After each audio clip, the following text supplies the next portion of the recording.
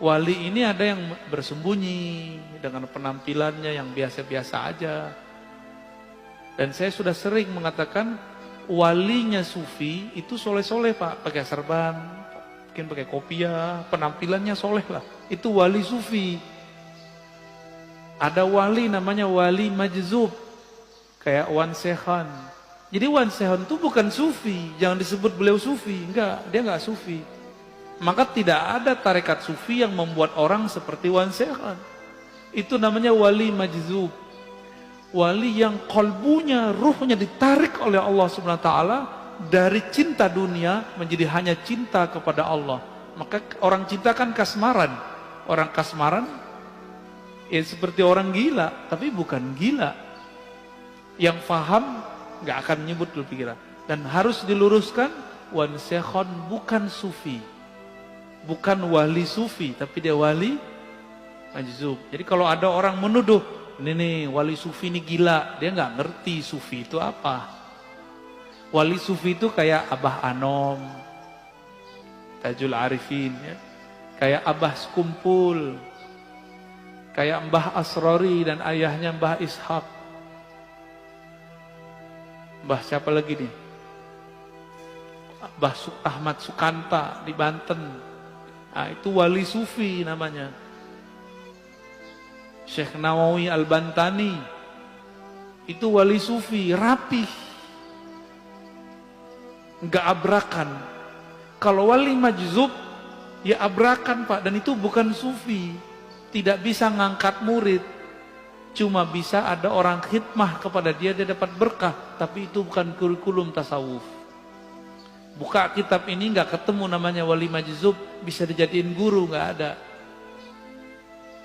Jadi seperti Wan Sekhan itu tidaklah dapat bisa dijadikan mursyid.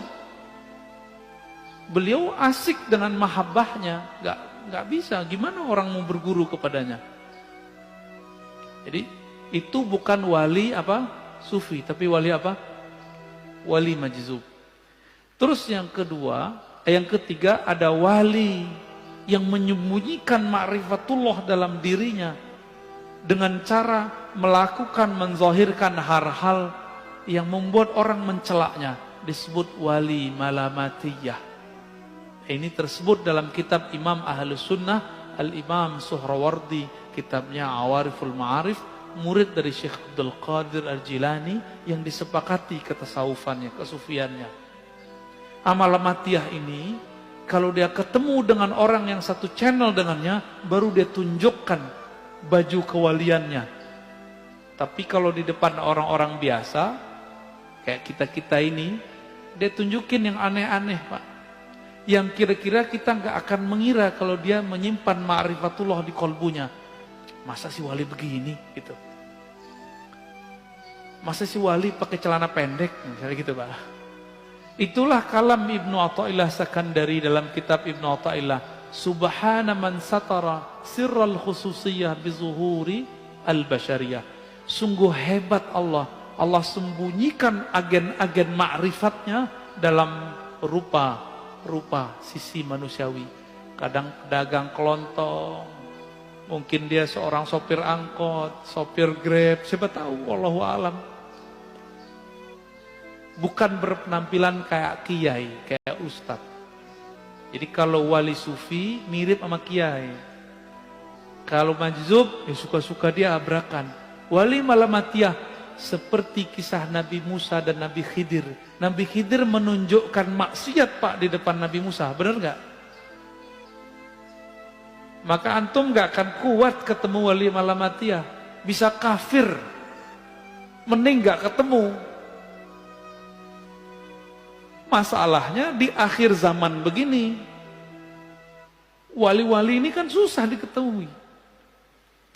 Dan besar kemungkinan wali al-ghaus di akhir zaman nanti malamatiyah. Nabi Musa aja gagal Pak, tapi dianggap berhasil dengan syafaat dari Allah. 3 kali dia ingkar, bener gak? Nabi Musa bisa ingkar, loh kita siapa? Kita bukan Nabi Musa. Kalau Allah tidak menakdirkan kita bisa terima, tidak membantu rohani kita, kita bisa nggak kenal-kenal tuh sama wali Malamatiyah ini. Wali Malamatiyah ini punya trauma dengan iblis. Iblis itu dulu namanya Azazil. Bertambah ilmu ma'rifatullah karena dia beramal ribuan tahun, bertambah ujub. Dia merasa mendapatkan pengetahuan, bertambah ujubnya, bertambah sombongnya. Supaya tidak terjadi itu, supaya orang tidak mengkultuskan dia, wali Malamatiyah ini menghancurkan karakter-karakter sisi kesolehannya, supaya orang nanti menghujatnya. Di saat ada orang menghujatnya, disitulah dia kemudian tidak ujub. Itu Malamatiyah. Itu bukan sufi loh ya. Jadi yang sufi yang pertama aja. Kecuali si Malamatiyah sudah diperbaiki oleh Allah lahirnya, baru dia nanti persis kayak sufi.